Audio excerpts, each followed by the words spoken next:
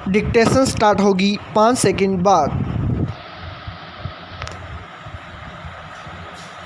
Yes, यह राज्य के प्रति वफादारी पैदा करती है जो कानून का शासन और अनुबंध निष्पक्ष और विश्वस्त रूप से लागू करती है और अनुबंध करने की स्वतंत्रता में समान संरक्षण प्रदान करती है, जिसे उदारवादी लोकतंत्र कहा जाता है। युद्ध बाजार एकीकृत अर्थव्यवस्थाओं वाले देशों के भीतर और उनके बीच नहीं हो सकते, क्योंकि युद्ध में एक दूसरे को नुकसान पहुंचाने की आवश्यकता होती है और इस तरह की अर्थव्यवस्थाओं में हर कोई तभी आर्थिक रूप से बेहतर रह सकता है जब बाजार में दूसरे भी बेहतर रहें। बदतर नहीं, लड़ने के बजाय बाजारोन्मुख सामाजिक अर्थव्यवस्थाओं में नागरिक हर किसी के अधिकारों और कल्याण के बारे में गहरी चिंता करते हैं, इसलिए वे घर में आर्थिक विकास और विदेश में आर्थिक सहयोग और मानवाधिकारों की मांग करते हैं। वास्तव में बाजारोन्मुख सामाजिक अर्थव्यवस्थाओं वाले देशों में वैश्विक मुद्दों पर सहमति होती है और उन दोनों के बीच किसी विवाद में एक भी मौत नहीं हुई है। आर्थिक मानदंडों के सिद्धांत को शास्त्रीय उदार सिद्धांत के रूप में भ्रमित नहीं होने देना चाहिए। बाद वाला मानता है कि बाजार प्राकृतिक होते हैं और मुक्त बाजार धन को बढ़ावा देता है। इसके विपरीत आर्थिक मानदंडों का सिद्धांत बताता है कि कैसे बाजार अनुबंध एक गहन अध्ययन वाला तरीका है और राज्य का खर्च विनियम और पुनर्वितरण यह सुनिश्चित करने के लिए जरूरी है कि हर कोई सामाजिक बाजार अर्थव्यवस्था में भागीदारी कर सके जो हर किसी के हित में है। नारी मुक्ति की मुहिम में महिला उत्पीड़न पर आग उगलने वाले की आज एक फौज सी खड़ी हो गई है। नारी मुक्ति के सही माने समझे बिना यह फौरी नारी मुक्ति के वास्तविक उद्देश्य से भटक गई है। पाई पैराचेंज पत्र पत्रिकाओं में नारी मुक्ति पर आजकल जो लिखा जा रहा है और प्रचारकों द्वारा जो कहा जा रहा है उसे पढ़ और सुनकर लगता है जैसे नारी को पुरुष से लड़ने के लिए तैयार किया जा रहा हो। महिला उत्पीड़न पर लिखने और आग उगलने वालों की एक फौज सी खड़ी हो गई है। नारी विमर्श नामक एक नई लेखन विद्या भी पैदा हो गई है। उपन्यास और कहानियाँ छप रही हैं, समाचार पत्रों में स्तंभ छप रहे हैं। इनमें नारी मुक्ति को समझने की चेष्टा कम, पुरुष पर आक्रमण करने का हठ अधिक होता है। नारी मुक्ति का अर्थ होता जा रहा है पुरुष से टक्कर लेने की ताकत। इससे स्त्री पुरुष एक दूसरे को संदेह से देखने और अपना वैवाहिक जीवन खराब करने पर उतारू हो रहे हैं। नारी देह के दुरुपयोग का सवाल भी बराबर उठ रहा है।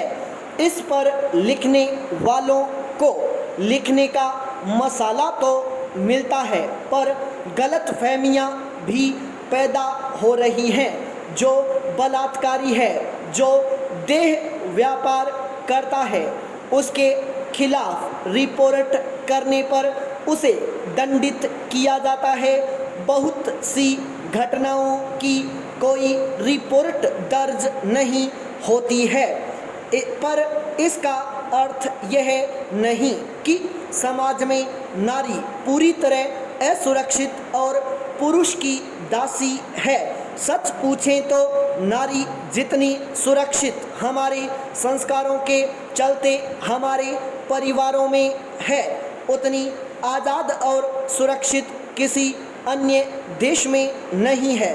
विवाह होते ही वह घर की मालकिन बन जाती है और प्रतीक की भाषा में बोले तो उसे घर की चाबी भी थमा दी जाती है। इस पर कोई कहे कि यह तो पुरुष की चालाकी है, तो बस एक फेर है समझ का। इसी के चलते आज हमें नारी की आज़ादी का मतलब यह समझाया जा रहा है कि मर्द से मुकाबला करो, मर्द जैसा हो जाओ, मर्द की नाक काटो और मर्द से वे सारे काम कराओ जो तुम खुद करती हो। आज का पढ़ा लिखा और संवेदनशील पुरुष अपनी पत्नी के काम में अब कितना हाथ बंटाने लगा है, इस परिवर्तन की पूरी तरह अनदेखी कर दी जाती है।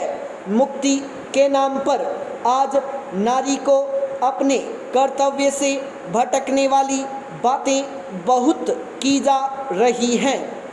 उसकी समस्या को ठीक ठीक समझने की कोशिश बहुत कम हो रही है। उसके अधिकार के बचाव का प्रयास भी कम हो रहा है।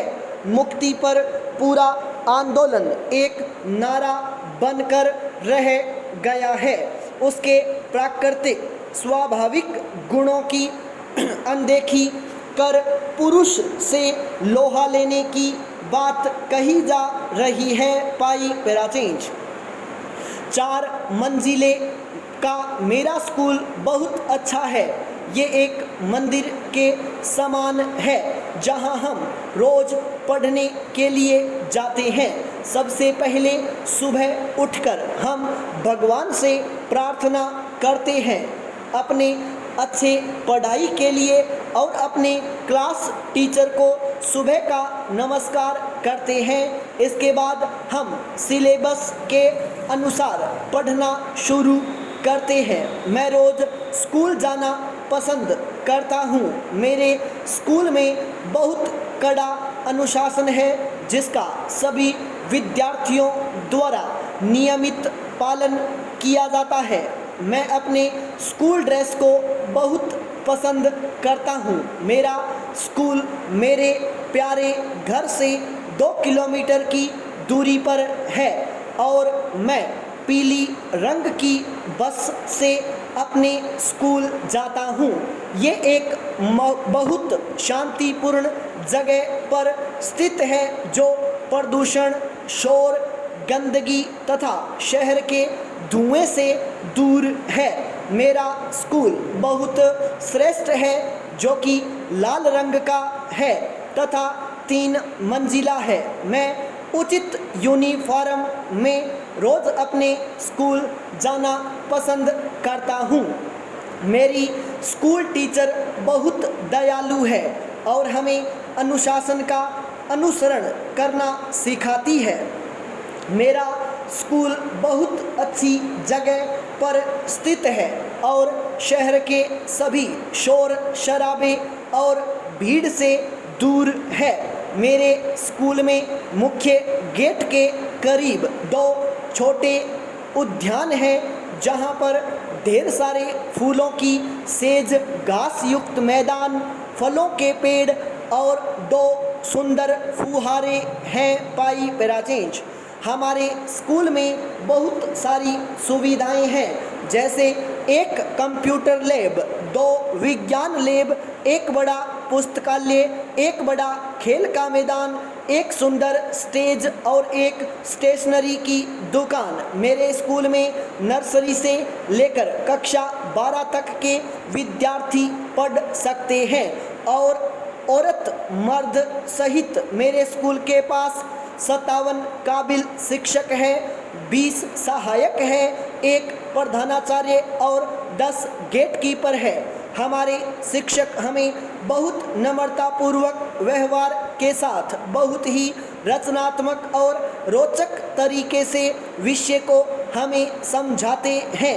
एक मंदिर की तरह ही एक स्कूल बहुत ही वास्तविक जगह होती है जहां हम रोज अपने जीवन में आगे बढ़ने के लिए पढ़ने सीखने जाते हैं। अपने बेहतर जीवन और सही पढ़ाई के लिए हम रोज स्कूल में भगवान से प्रार्थना करते हैं। हम रोज अपने कक्षा अध्यापक को सुबह का नमस्कार करते हैं और वो अपने मुस्कुराते चेहरे के साथ हमें जवाब देती है।